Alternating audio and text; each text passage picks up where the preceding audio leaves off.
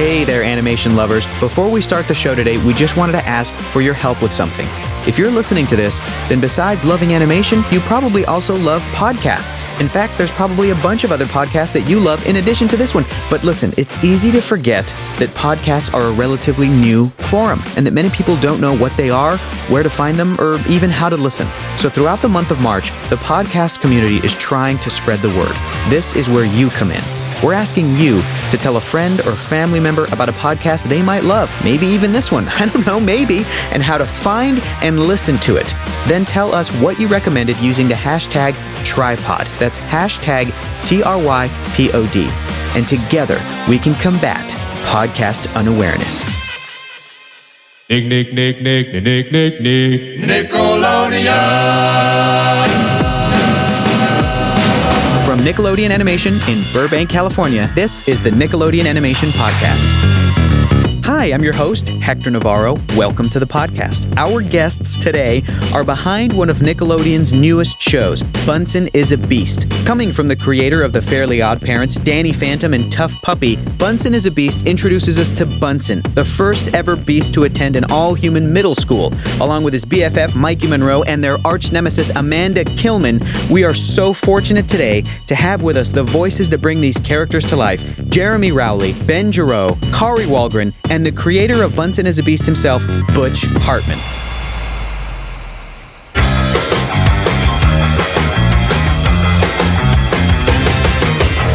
Well, I wanted to thank you guys so much for coming in today. This is so exciting. This is really cool. We have talked to a lot of different show creators and voice actors and casts and everything like that. But what's really, really cool is that Bunsen, at the time of this recording, just premiered.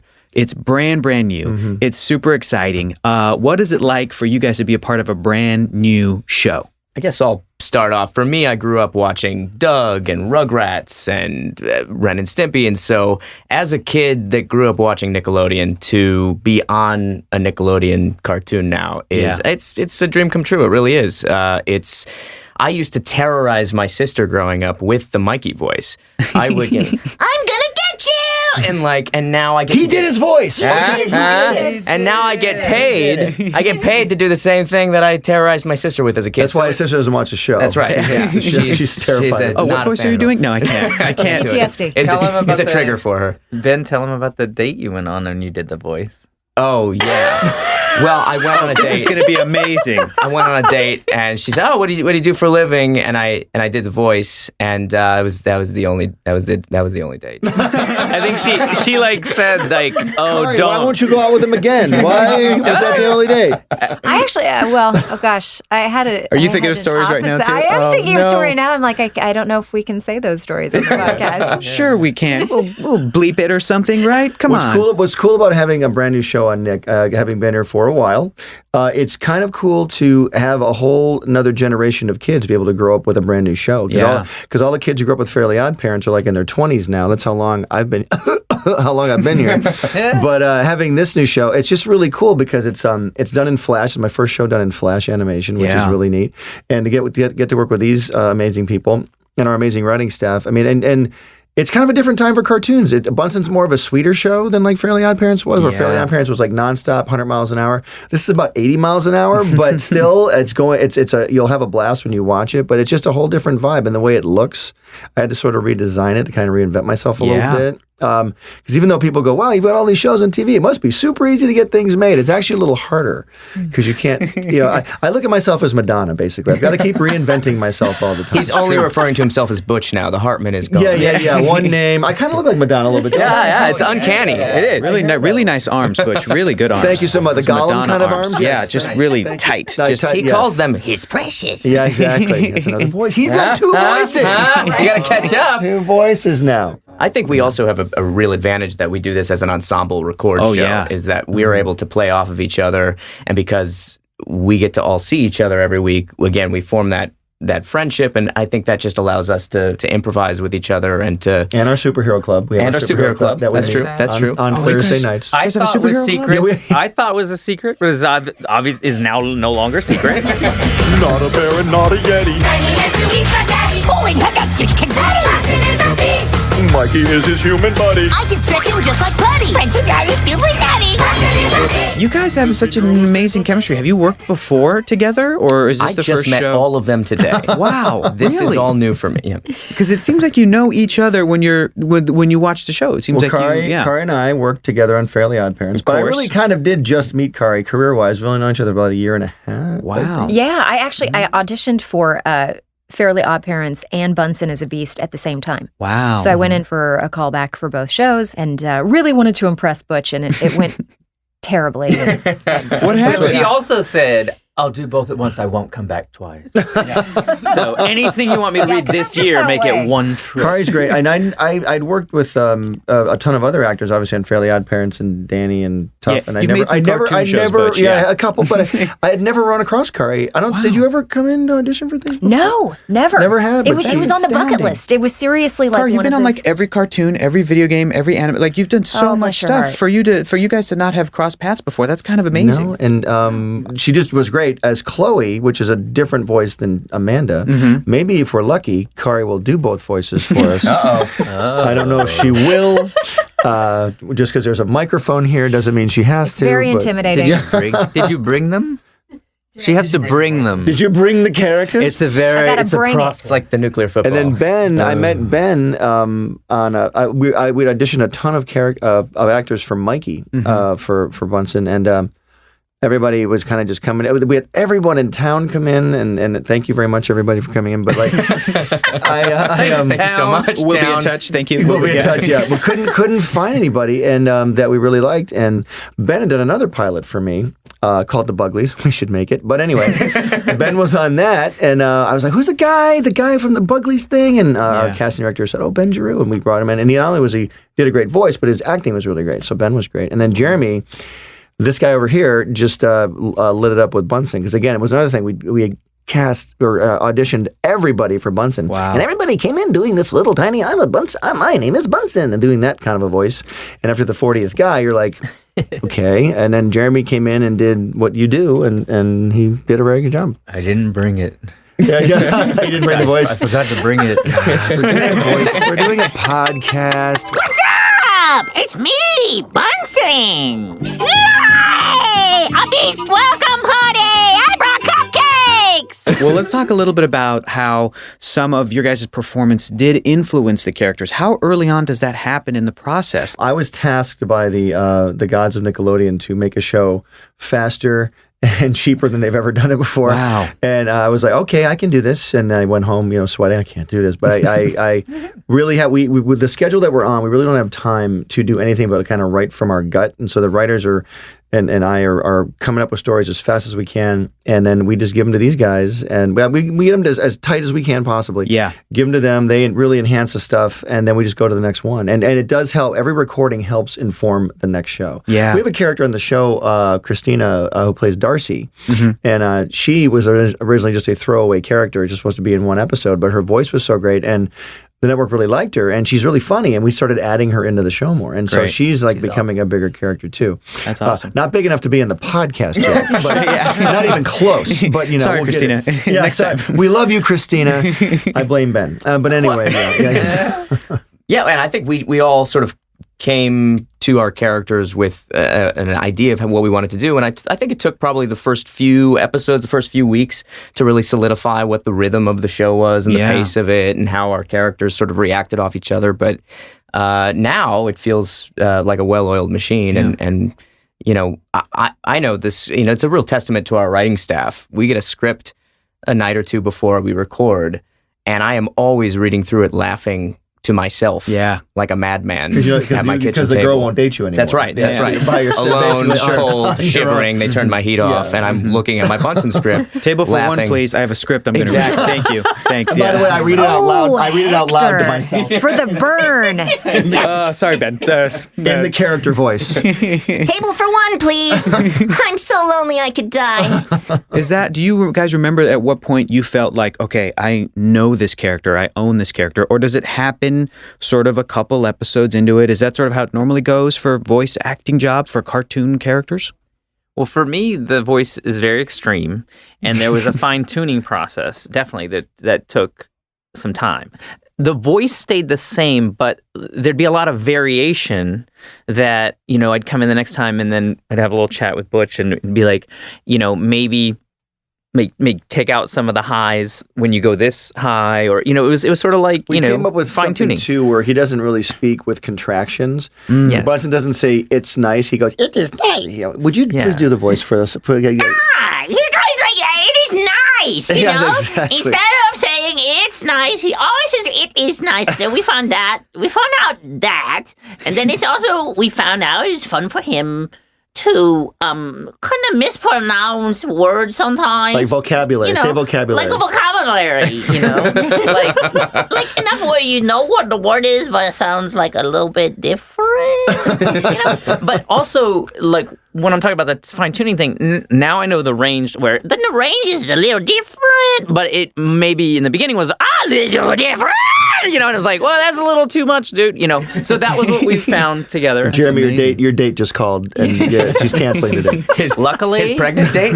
Your pregnant wife date. Luckily, I'm having a baby in 10 days. Bunsen's going to be a dad. Baby Bunsen. is a dad. Baby And so Bunsen's coming. It's too late for her to back out. You got her. Yeah. She's in. You got her. It is Hollywood. So, if there's a limo involved, I don't know. But yeah, there was that process. So I think on one hand, that was the process with the writers where maybe they found like, oh, it's fun for him to not use contractions and stuff. And then they were able to slightly change the writing. And then, but on the other hand, there was the performance stuff to find. Kari was cast, so I never met her before we started working together. Ben and I did a chemistry read together, as he referenced before. And I will say this, I told Ben this too, that, a lot of people came in and some I knew that were awesome and everybody was different. And obviously Butch, as he said, really just liked Ben's take and his voice. But I told Ben, like, he was more prepared than anyone else. Wow. Which is part of it. And there was a note that Butch had to give every single actor other than Ben. So they do it the first time. And then the second time through, it was like, hey, if you read this, actually what it's referencing is, and it was something that I feel like if you really read it, you knew it. Yeah.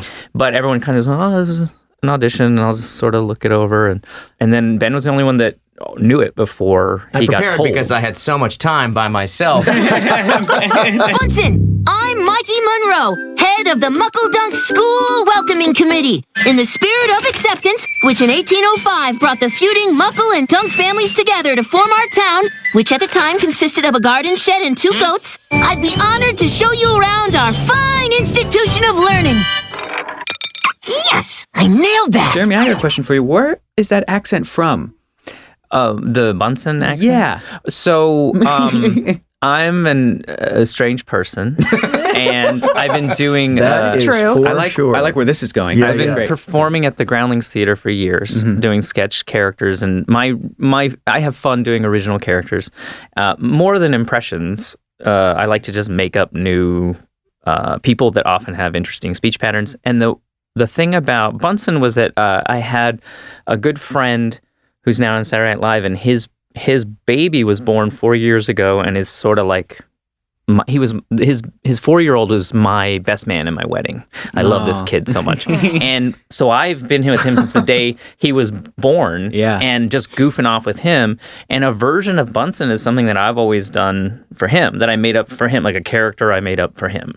And then once, okay, everyone's crying. I never knew that. I'm so sweet. And then once I got this audition, and the thing was like, he's a beast going to school with humans, and he's crazy because he's a fun beast, but he's also cute and heartwarming. I was like, okay, so that's what I do for my buddy Abbott. I'm crazy, but also loving. And so much of voice acting is more just the heart and the feeling you give to it, because if that Bunsen character was the same voice, but without the, sort of the pathos behind it, it would be empty. Yeah. I think the same is true for my character. I mean, anybody can sort of talk high, but I like to think that we sort of show this genuine friendship between these two characters, and that's what makes the show so sweet. That's the key of the show is their friendship. Mikey, above all else, always has Bunsen's back, and is just super peppy and It's excited. kind of based on the way I grew up in school. I was terrified in high school, almost got killed every day. And so it's like Mikey's the kid who almost gets killed every day. And then he meets this even kid who's even stranger than him. But they're actually the two nicest kids on the show. Yeah. Bunsen's a beast, but they're actually worse people in school than Bunsen. So.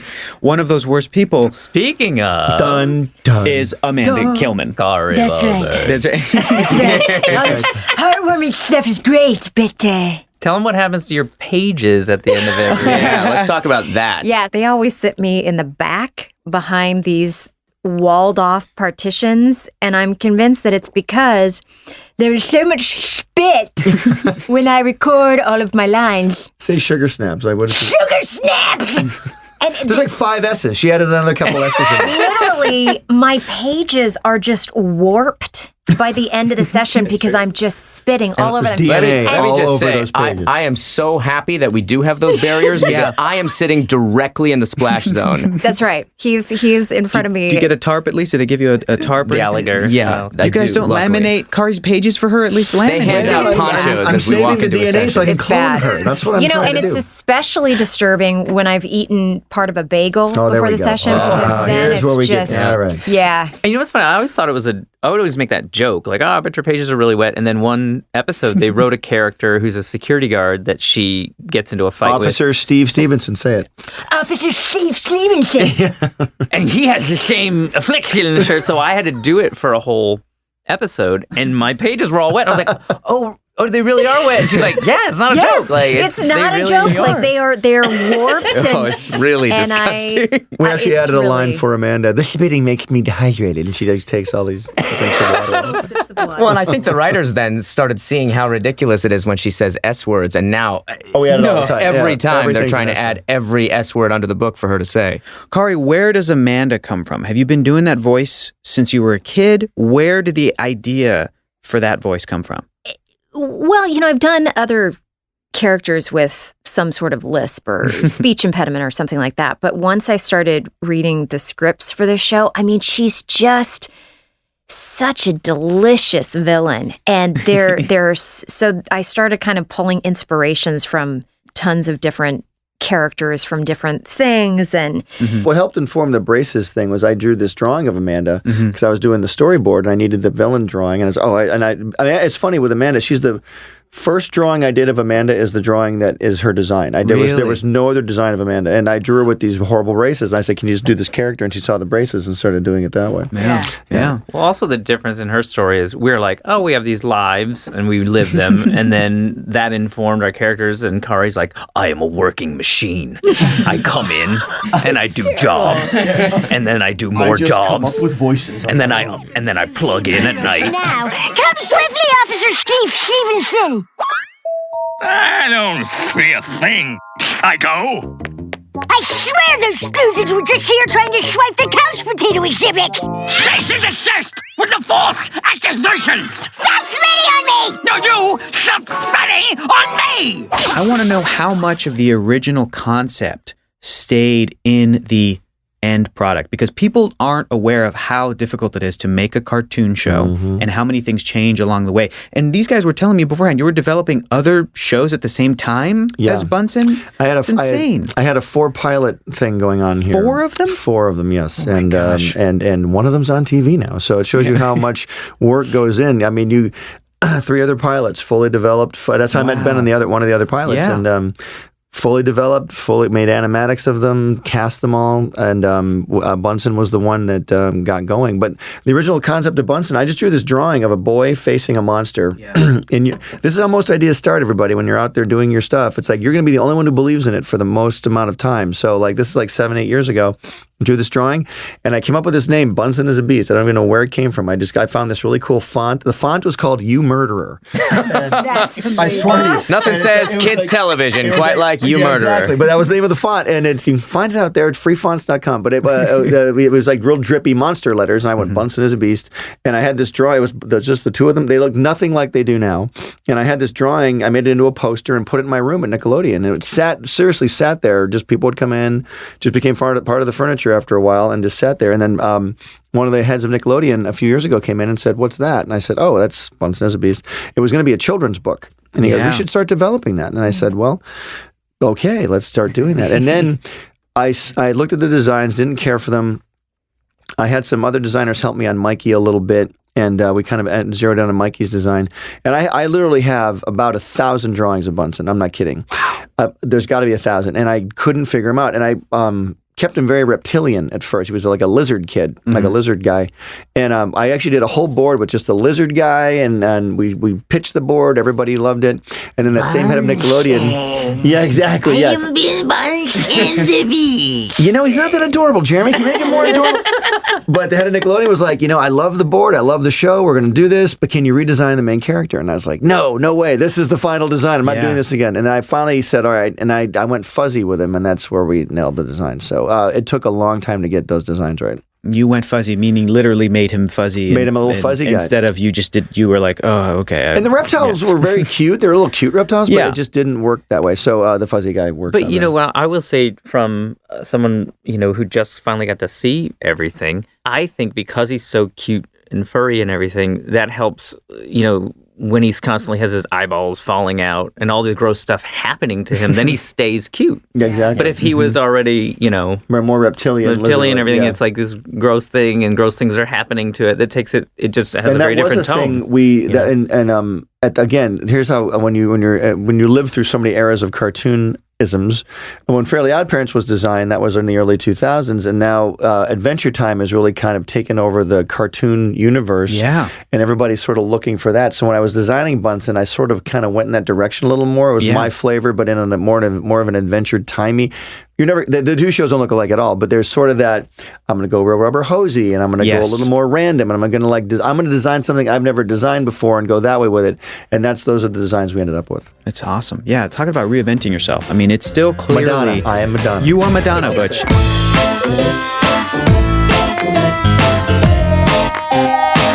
You've been around the block, but you've made some shows. You know what you're doing, and it still wasn't an automatic, here's the cartoon show on a silver platter. I mean, you had to go through this development, which is crazy. This is so difficult. Yeah. People don't realize. But it's again, to tell everybody out there, if you're trying to do something like this, don't give up, because you're going to get that chance. But when that chance comes, you better be ready for the chance, because it will come. And but if you really got to stick with it, especially in this town that's so competitive. It's so competitive. I will echo that as a voice actor. I mean, for a decade, I was sitting in my closet with a little home voiceover Careful booth. now. All right. Easy. With khakis pressed up against my cheek.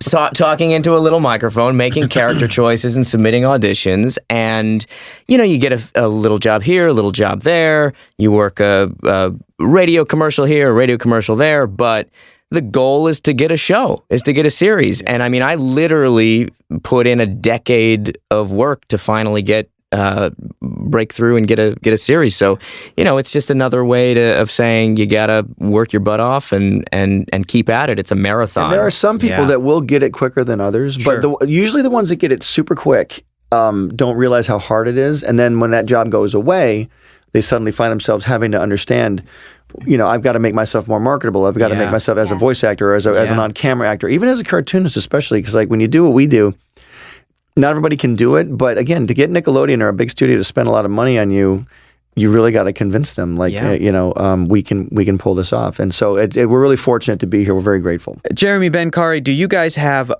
something that was really surprising to you when you did see the final product? Because again, you guys have been recording this for a year, a long time ago. You're recording those initial scripts. Was there anything that you thought, I wonder what this is going to be like when it's all said and done? I wonder what this is going to turn out like, or was there something that was a surprise when you saw the end result? I am not an animation geek, and that's the one thing he's not. I'm not. I'm very picky and very opinionated, and I won't go into detail about what I don't like. But when I saw it, I thought, I really like this. I really like the way it looks. Yeah. And there's a lot of other things are not visually appealing to me. There's a lot of other shows that I won't mention that I just go, it's not fun to watch. Sure. And I was happily surprised. I love the colors and the edges and the style and we've said this before, you're happy to have a job. And then it's a bonus when you come in and you're like, oh, I like everybody I work with. And it's another bonus when you see it and you go, ooh, I like this one. Because I would love being on a show that I'm like, it's not my favorite. If I wasn't on it, I wouldn't watch it. And this one is another bonus. So I watch it and I go, ooh, And your baby's going to I like watch. this. That's right. Yeah. But it's true. It's so nice to be on something that we're proud of because, you know, particularly on camera stuff for the last decade of my life, there's so much stuff that I just don't tell my the friends closet about. stuff? Just the closet stuff. Yeah. No, there's just so much stuff that I don't tell my friends. Hey, this thing's airing because it's a terrible show.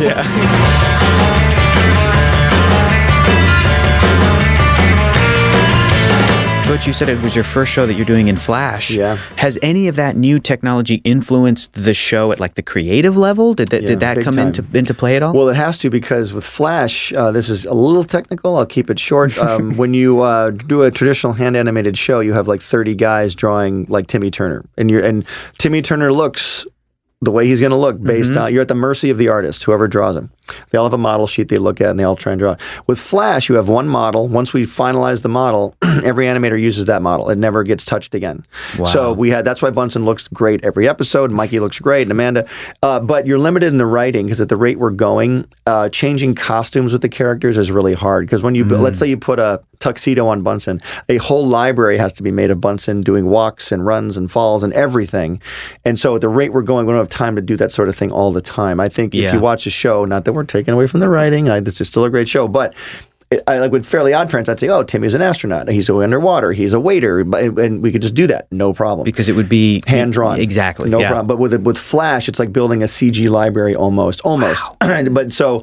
can Bunsen do this? Can we go? We can't have a huge crowd of people all the time. We can't. So it does influence the writing in a lot of ways. But now this show's been on for a while. We're building up our library that we can actually use a lot more stuff, a lot more elements. That's awesome. Did you always intend on doing a crossover with Fairly OddParents? Was that always part of the plan, or did that come later? I intend to cross over everything I ever do. You got a Butch universe now, which is why so not, awesome. right? Yeah. No, that was one of the intentions. It wasn't like the first thing we wanted to do, but once the show got going, one of the first things the network wanted to do was, hey, let's cross over Fairly OddParents and Bunsen, and it was a joy because seen the negotiations between the creators. I mean, it was brutal. Getting those two creators together was brutal. I heard that the guy who runs Fairly OddParents is like, Dark Butch versus Dark Butch. Yes, Dark, exactly. The Madonna Butch. Then Madonna Butch came in. And, which one is running which? That's so funny. Exactly. Well, no, it was a lot of fun. The best part for me was the voice recording that day. That was fun. Yes, we had everybody here. Yeah. That was fun. Kari, did you have fun? Yeah, but but it was interesting. It was interesting because even having Chloe doesn't appear in that episode, but having recorded with the Fairly OddParents cast and being in those recording sessions for a show that had been so like a well-oiled machine for so many years, and then mixing that with a cast that is still very, very early on trying to gel and find its characters and things like that. It was actually just a really interesting process for me. It was hysterically funny that day. It was really good. We had the Fairly OddParents cast in there with these guys, but it really went great, and it's a very funny episode. I hope people. I think by the time this airs, it will have aired by then. Yes. But hopefully people enjoyed it. But we had a great time doing it. Would love to do it again, and we'll see what happens. Cosmo!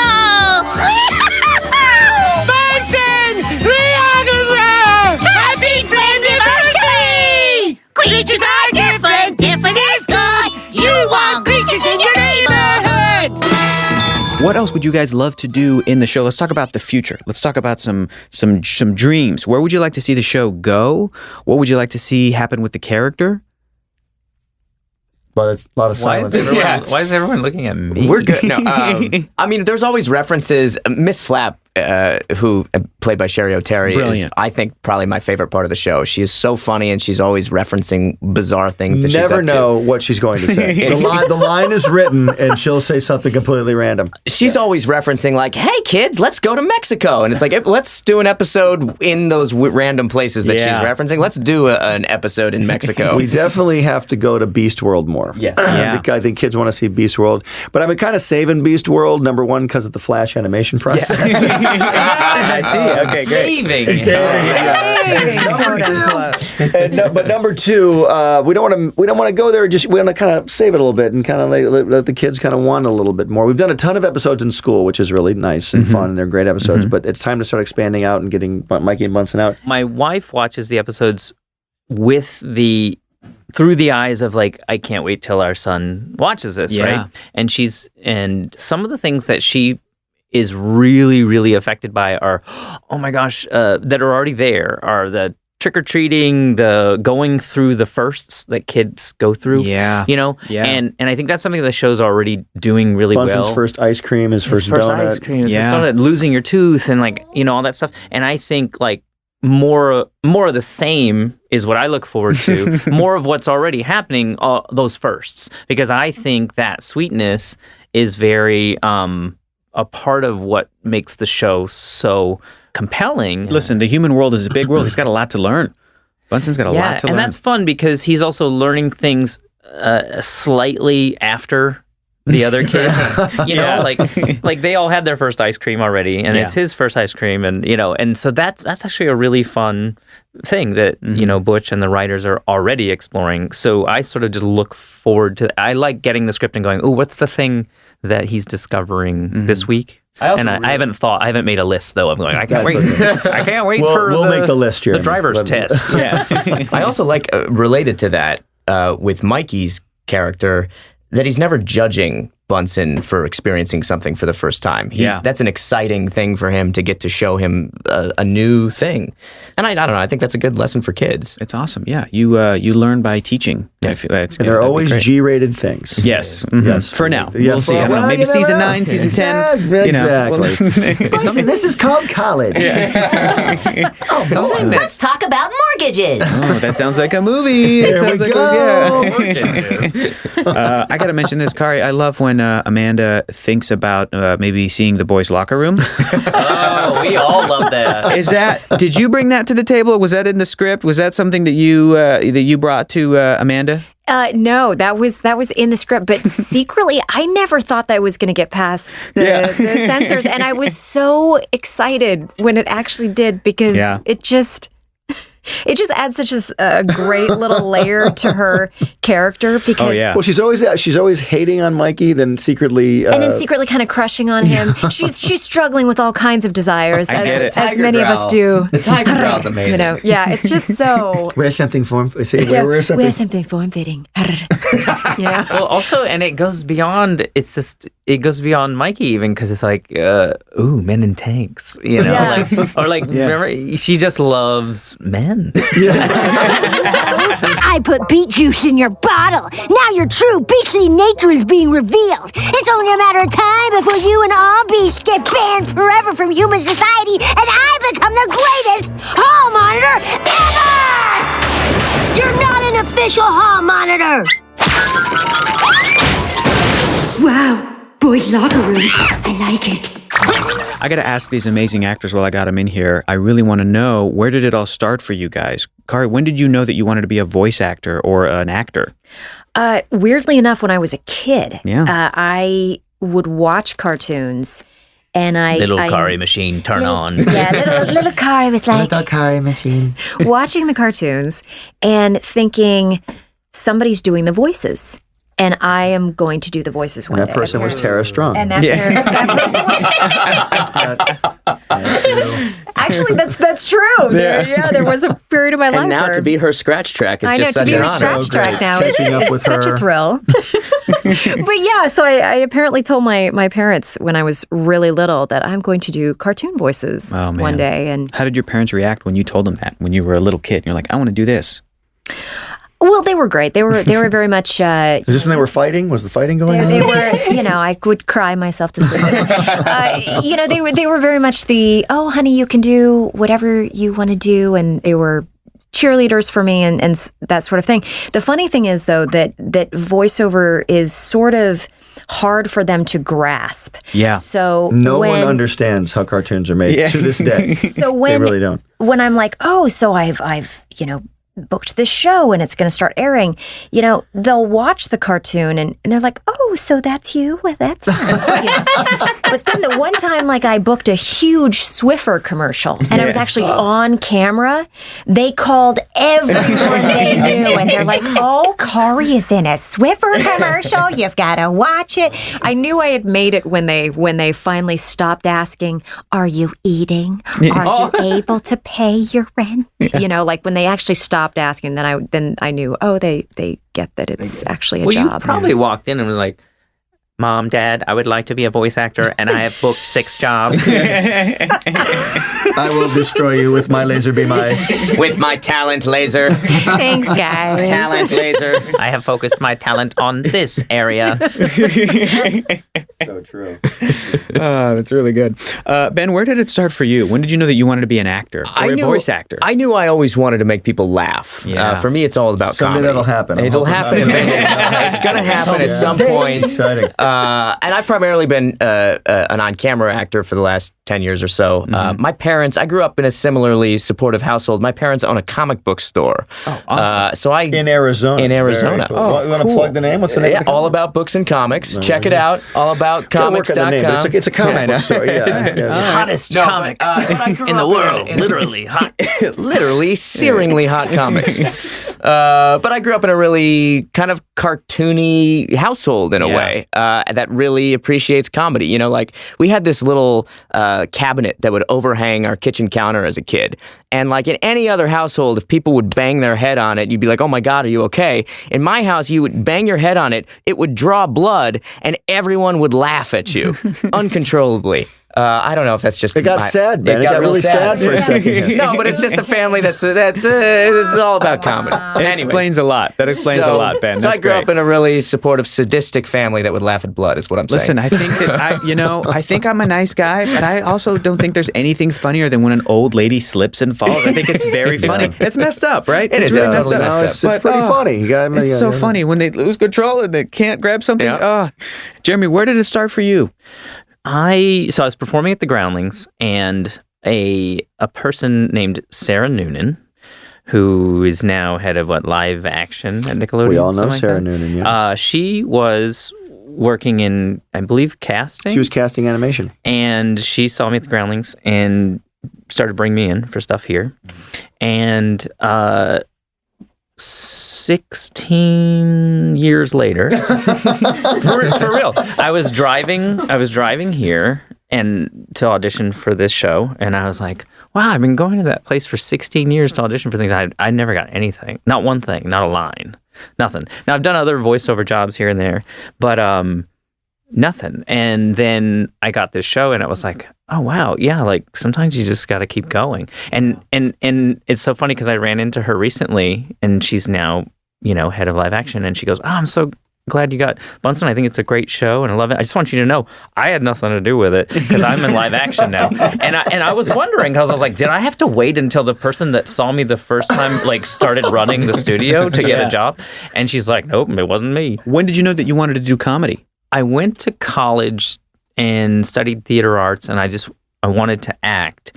And then in that process, I started realizing every time I would try to be funny, I was much more successful. It was like, oh, okay, I can act and I can do the dramatic stuff, but then people respond more when I do the comedy, and that feels better. I think that comedy is harder to do than drama. I love comedy. I think that it takes such a skill and such a specific type of person, and it's so difficult to portray a sense of humor and to have that connect with somebody in a live audience or a television audience. Yeah. It's also instantaneous acceptance. If you're doing stand-up on a stage, I actually did that before, but you know instantly. You've done stand-up? I did, yeah. Back in the 80s, pal. Wow. That's how he old had I a am. stage built in his house. I was It's next to the helipad. And my food taster shines the light on me. That's nice of him. That's nice of him to do. So anyway. He lets you know when your 10 minutes are up. Yeah. Oh, I'm getting the light. Sorry. Rodrigo, yeah. Turn off the helicopter. I'm still doing my set.